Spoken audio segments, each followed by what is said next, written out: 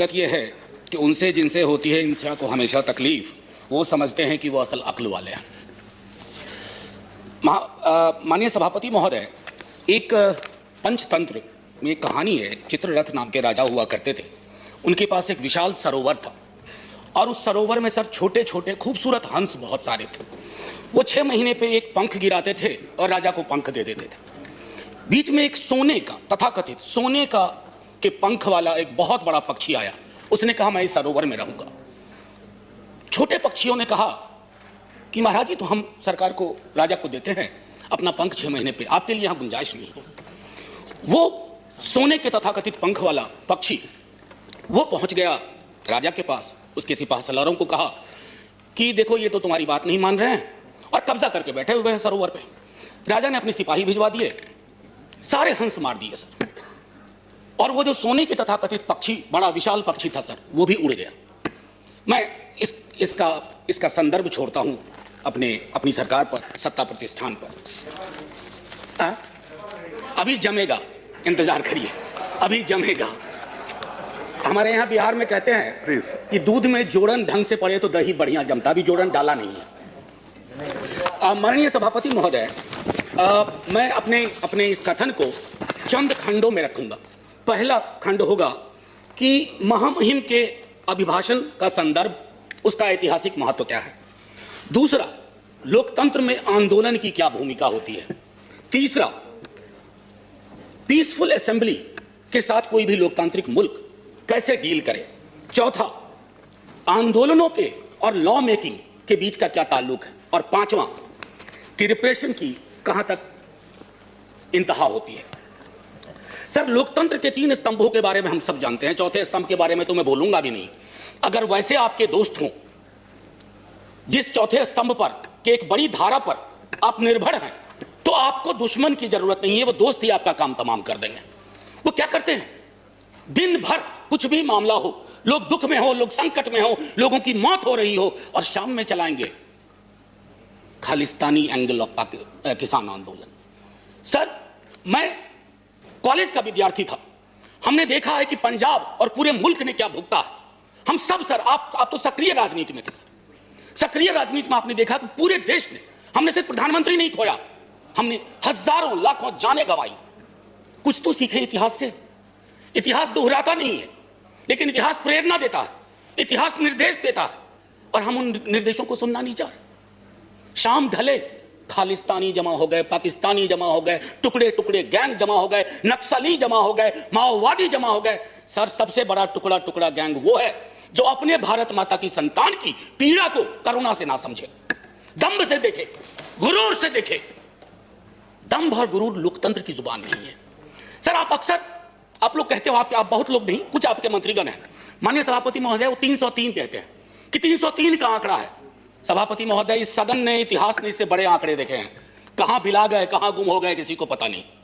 आंकड़े नहीं इतिहास तय करते हैं, आंकड़ों के पीछे की संजीदगी और संवेदना इतिहास तय करती है। आपका हाई पॉइंट क्या है, आपका लो पॉइंट क्या है, आप फेल हो रहे हैं उसमें। और लाइटर मैन में कहूं, 303 नाम का एक राइफल हुआ करता था सर, उसकी सर्विस समाप्त हो गई है।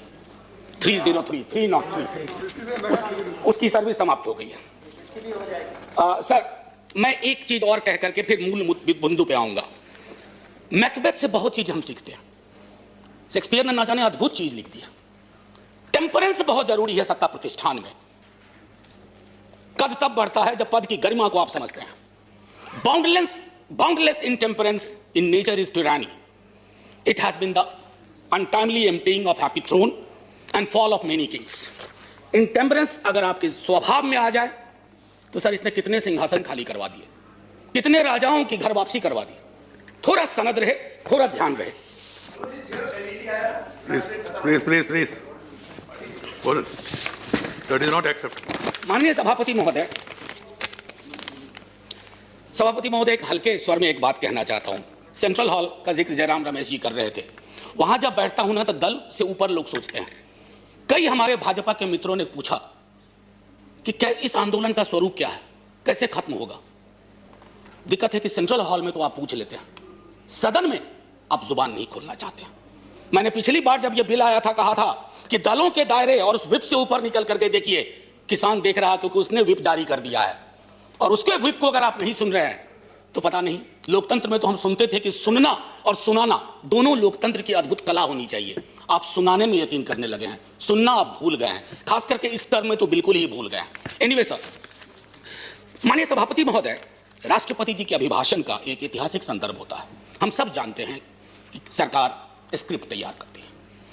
बीते 29 जनवरी को जब महामहिम का अभिभाषण हुआ था, हम में से 19 दलों ने उसमें शिरकत नहीं की थी। माफी के साथ कहता हूं, कष्ट भी हुआ था, क्योंकि एक बहुत महत्वपूर्ण ओकेजन होता है। लेकिन माननीय सभापति महोदय, माननीय राष्ट्रपति जी का अभिभाषण जब समकालीन यथार्थ से, दुख और दर्द से, रंजो गम से मीलों दूर खड़ा हो, तो कैसे शामिल हो जाए माननीय सभापति महोदय? बड़ी मुश्किल होती है। सिंघू बॉर्डर, टिकरी बॉर्डर, गाजीपुर, और ये तो 3 महत्वपूर्ण केंद्र हैं छोटे छोटे हलकों में। अभी बिहार में नेता प्रतिपक्ष तेजस्वी जी और पूरे कम्युनिस्ट पार्टी और कांग्रेस पार्टी के साथियों ने मिलकर के मानव श्रृंखला बनाई, तो पूरे देश में कहीं ना कहीं चर्निंग हो रही है। और इस चर्निंग के पीछे का साक्ष्य क्या है?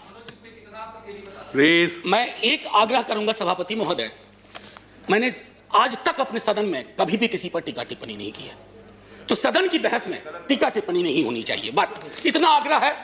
सर, हमने तो वो इतिहास भी देखा है कि एक पार्टी जो 2 सीट पर सिमट गई थी वो कहां पहुंच गई आज।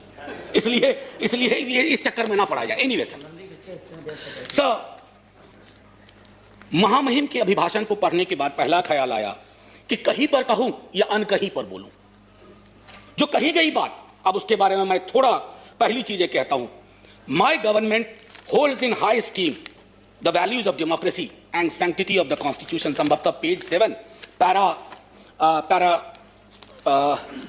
पैरा 25 होना चाहिए, मेरी मेमोरी अगर सर्व करती है सही। Yes, para 25। अब इसको सर व्यापक संदर्भ में देखना होगा कि my government values of democracy and sanctity of the constitution. हमने हाल के दिनों में जो भी देखे हैं वो संविधान से इतर देखा है। और वैल्यू ऑफ डेमोक्रेसी सर सिर्फ एक रेटोरिकल वैल्यू नहीं है।